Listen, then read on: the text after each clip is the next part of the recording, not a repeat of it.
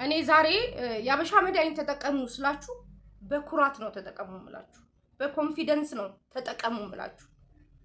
እናንተ የፈረንጅ መድኃኒት ከተጠቀሙ ያበሻ መድኃኒት ተጠቅማችሁ ጤናችሁን ስታገኙ ደስ ይለኛል። ለምሳሌ ፋት ሲያስቸግራችሁ ምንድነው የምታደርጉት?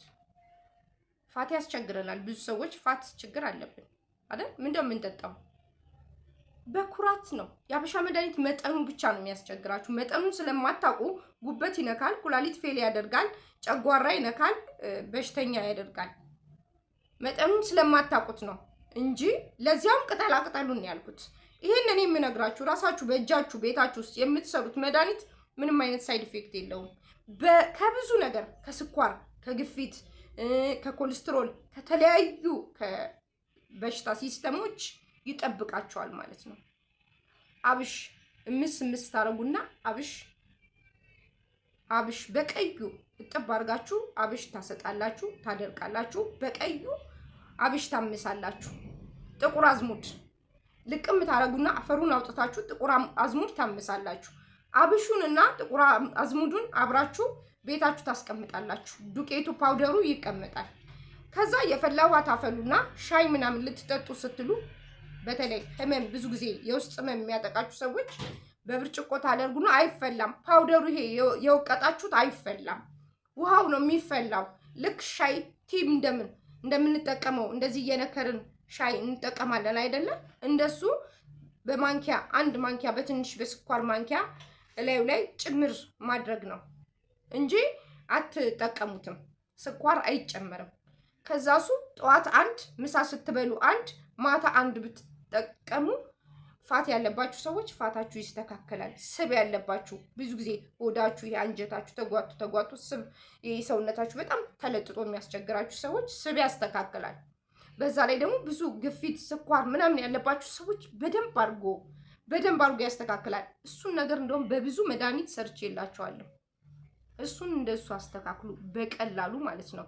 እኔ የፈረንጅ መድኃኒት ተጠቅማችሁ እናንተ ጉበታችሁ፣ ጨጓራ፣ ኩላሊት፣ ገለመሌ እያላችሁ ብዙ የበሽታ ነገር ከምትደራርቡ ባህላዊ መድኃኒትን ኢትዮጵያዊ መድኃኒታችሁን ብትጠቀሙ ፉል ጤነኛ ትሆናላችሁ። ፉል ጤነኛ ማለት ነው። ራሳችሁን ሲያማችሁ ፓናዶል ከምትጠቀሙ ዳማከሴ ተጠቀሙ። ሆዳችሁን ሲያማችሁ ሌላ የሆድ ህመም ፋርማሲ ሄዳችሁ ከምትጠቀሙ እናንተ ፌጦ ተጠቀሙ። ቤታችሁ ፌጦ ስኒ ላይ አርጉና ዋጥ አርጉ። ጆሮአችሁን ሲያማችሁ ጆሮአችሁን ከምትታጠቡ ጆሮአችሁ ላይ ከርቤ ውሃ ጥልል አርጋችሁ ከርቤ ውሃ ጆሮአችሁ ላይ ጨምሩ። ብዙ ነገር ጠርጎ ያወጣል። የጆሮአችሁ ታምቡር እንዳይነካ። አሁንም ደጋግሜ የማያስጠይቀኝን ነገር ነው የምነግራችሁ። ይሄ የእውቀት ማነስ ነው እንደዚህ የሚሉት ሰዎች።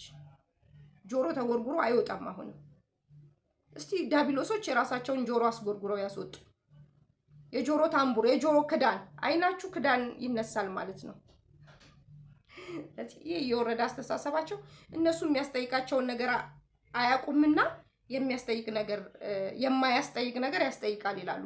የጆሮ ክዳን ያስፈልገናል። ውስጡ በረሮ ይገባል፣ በሽተኛ ትሆናላችሁ።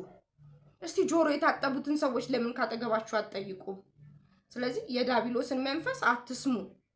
እናንተ እንዳትድኑ ነው የሚፈልገው። ስለዚህ እናንተ እንድትድኑ ባህላዊ አጠገባችሁ ያለውን ነገር ተጠቀሙ።